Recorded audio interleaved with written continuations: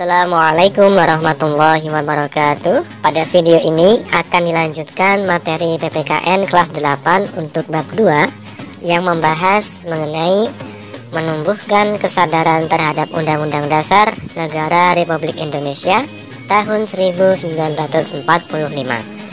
Ini adalah video kedua. Sebelumnya sudah kita bahas mengenai makna dan kedudukan dari pembukaan Undang-Undang Dasar 1945. Untuk pertemuan ini akan dibahas tentang kedudukan dan fungsi Undang-Undang Dasar Negara Republik Indonesia tahun 1945.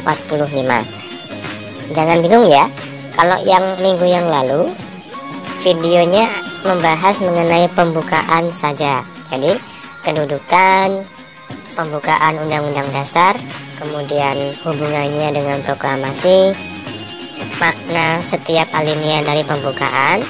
Nah, untuk video kali ini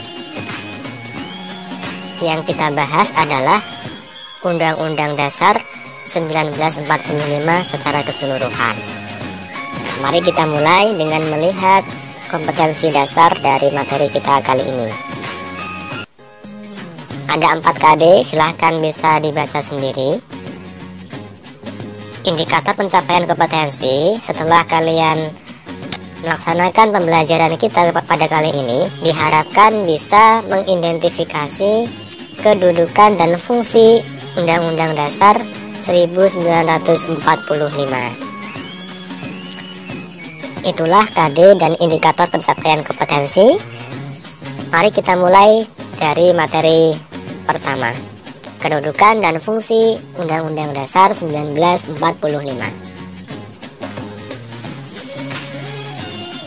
UUD pada awalnya lahir untuk membatasi kekuasaan raja yang pada waktu itu berkuasa sewenang-wenang.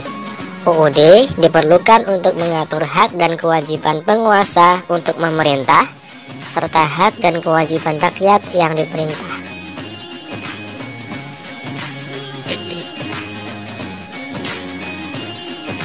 UUD diperlukan untuk mengatur jalannya pemerintahan. Jika suatu negara tidak memiliki UUD, dapat dipastikan akan terjadi penindasan terhadap hak asasi manusia. Latar belakang pembuatan UUD bagi negara yang satu berbeda dengan negara yang lain. Hal ini dapat disebabkan karena beberapa hal, antara lain sejarah yang dialami oleh bangsa yang bersangkutan, cara memperoleh kemerdekaan bangsanya, situasi dan kondisi pada saat menjelang kemerdekaan bangsanya, dan lain sebagainya. Sehingga bisa dipastikan setiap negara pasti punya UUD. Motivasi adanya UUD 1945. Motivasi adanya Undang-Undang Dasar 1945 adalah adanya kehendak para pembentuk negara kesatuan Republik Indonesia sesaat setelah proklamasi kemerdekaan Republik Indonesia, tepatnya pada tanggal 18 Agustus 1945.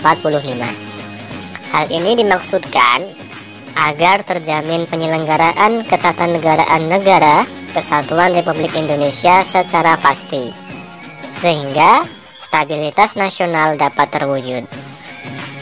Terwujudnya ketatanegaraan yang pasti dan stabilitas nasional memberikan makna bahwa sistem politik tertentu dapat dipertahankan, yaitu sistem politik menurut UUD 1945. Lantas bagaimana kedudukan Undang-Undang Dasar 1945? Kalian mungkin pernah mendengar kata konstitusi. Mahkamah Konstitusi juga pernah dengar ya. Sebenarnya apa itu konstitusi? Konstitusi menurut beberapa ahli memiliki arti yang lebih luas daripada Undang-Undang Dasar atau UUD. UUD hanya sebagian dari konstitusi, yaitu konstitusi tertulis. Negara Kesatuan Republik Indonesia sangatlah beruntung karena sejak tanggal 18 Agustus 1945 sudah memiliki Undang-Undang Dasar 1945 sebagai hukum dasar tertulis yang digunakan untuk mengatur jalannya pemerintahan negara. UUD 1945 merupakan norma hukum tertinggi dalam sistem ketatanegaraan Republik Indonesia yang dijadikan dasar untuk penyusunan peraturan perundang-undangan. Kedudukan Undang-Undang Dasar. Sebagai hukum dasar, UUD 1945 berkedudukan sebagai sumber hukum dan merupakan hukum dasar yang menempati kedudukan tertinggi. Dalam kedudukannya sebagai sumber hukum yang tertinggi, setiap peraturan perundang-undangan di bawah UUD 1945 harus berlandaskan dan bersumberkan pada UUD 1945.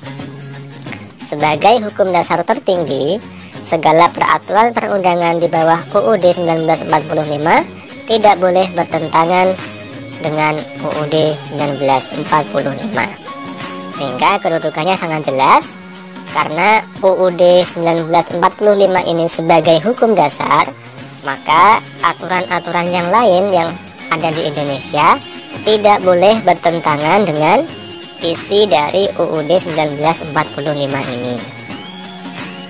Jadi kalau di Indonesia itu peraturan perundang-undangannya memiliki derajat, ya.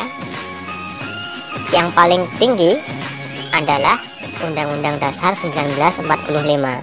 Nah, ini menjadi dasar, menjadi sumber hukum bagi peraturan-peraturan di bawahnya, mulai dari TAP MPR, undang-undang, peraturan pengganti undang-undang, peraturan pemerintah, peraturan presiden, hingga nanti sampai paling bawah itu harus sesuai dengan Undang-Undang Dasar 1945.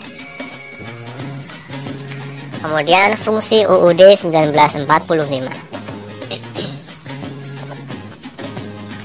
Dalam kedudukan yang demikian itu, ya, kedudukan tadi ya, Undang-Undang Dasar 1945 sebagai sumber hukum tertinggi, UUD 1945 memiliki fungsi sebagai berikut.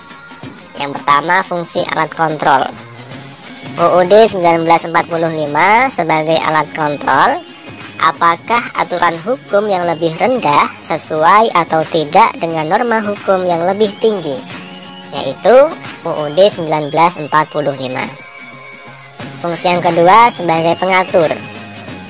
UUD 1945 juga berperan sebagai pengatur bagaimana kekuasaan negara disusun, dibagi, dan dilaksanakan. Yang terakhir sebagai penentu, Undang-Undang Dasar 1945 juga berfungsi sebagai penentu hak dan kewajiban negara, aparat negara, dan warga negara. Itulah fungsi UUD 1945. Selanjutnya, mari kita pahami apa itu Undang-Undang Dasar 1945. UUD Negara Republik Indonesia 1945 adalah keseluruhan naskah yang terdiri atas pembukaan dan pasal-pasal. Pembukaan dan pasal-pasal merupakan satu kebulatan yang utuh, yang dengan kata lain merupakan bagian-bagian yang satu sama lainnya tidak dapat dipisahkan. Lebih jelasnya, tentang sistematika UUD 1945 bisa tergambar seperti berikut. Yang pertama adalah pembukaan. Ini bagian pembukaan kemarin sudah kita bahas di video yang pertama. Terdiri atas 4 alinea. Bagian yang kedua adalah pasal-pasal. Nah, inilah yang bisa dirubah atau diamandemen. Sebelum diubah ada 16 bab, setelah dirubah bertambah menjadi 21 bab. Yang awalnya 37 pasal sekarang menjadi 73 pasal. Yang sebelumnya dari 49 ayat menjadi sekarang 170 ayat. Kemudian awalnya 4 pasal aturan peralihan, maka setelah dirubah menjadi 3 pasal aturan peralihan, dan 2 ayat aturan tambahan berubah menjadi 2 pasal aturan tambahan. Ini setelah di amandemen atau dirubah. Itu ya. mengenai kedudukan dan fungsi Undang-Undang Dasar Negara Republik Indonesia tahun 1945. Kemudian materi yang kedua, sifat Undang-Undang Dasar 1945. Undang-Undang Dasar 1945 memiliki sifat sebagai berikut. Yang pertama, sifatnya tertulis, rumusannya jelas, dan merupakan suatu hukum yang mengikat pemerintah sebagai penyelenggara negara maupun mengikat bagi setiap warga negara. Di sini tertulis ya, karena ada negara yang tidak memiliki konstitusi tertulis. Kok bisa? Kita lihat bedanya. Suatu konstitusi itu disebut tertulis apabila konstitusi itu tertulis dalam satu naskah yang telah diratifikasi oleh lembaga legislatif. Konstitusi tidak tertulis yaitu konstitusi yang tidak tertulis dalam satu naskah. Jadi maksudnya hukum dasarnya itu tersebar di beberapa naskah, jadi tidak dalam satu naskah. Misalnya di Inggris, konstitusinya dikatakan tidak tertulis karena tidak ditulis pada satu naskah, namun terdapat dalam beberapa undang-undang seperti Magna Carta dan Bill of Rights. Ini merupakan konstitusi tidak tertulis. Kalau di Indonesia, Undang-Undang Dasar 1945 itu merupakan satu naskah yang isinya mengenai hukum dasar saja, sehingga disebut sebagai konstitusi tertulis. Kalau di Inggris ini tersebar di beberapa undang-undang, memang tetap tertulis dalam suatu naskah ya, tapi tidak jadi satu, tidak diratifikasi namanya. Itu namanya tidak tertulis. Nah, kalau Undang-Undang Dasar 1945 ini sifatnya tertulis.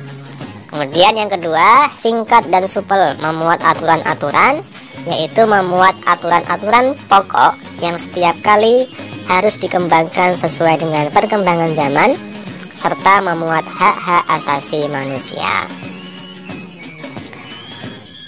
Kemudian sifat yang ketiga, memuat norma-norma, aturan-aturan, serta ketentuan-ketentuan yang dapat dan harus dilaksanakan secara konstitusional.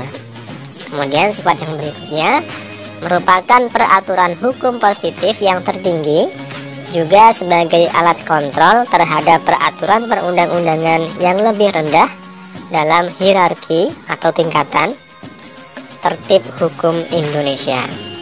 Seperti yang dijelaskan tadi, Undang-Undang Dasar 1945 itu merupakan peraturan perundang-undangan yang paling tinggi di Indonesia, sehingga bisa menjadi alat kontrol bagi aturan perundang-undangan di bawahnya. Artinya peraturan perundang-undangan di bawahnya Undang-Undang Dasar itu harus sesuai dengan Undang-Undang Dasar 1945.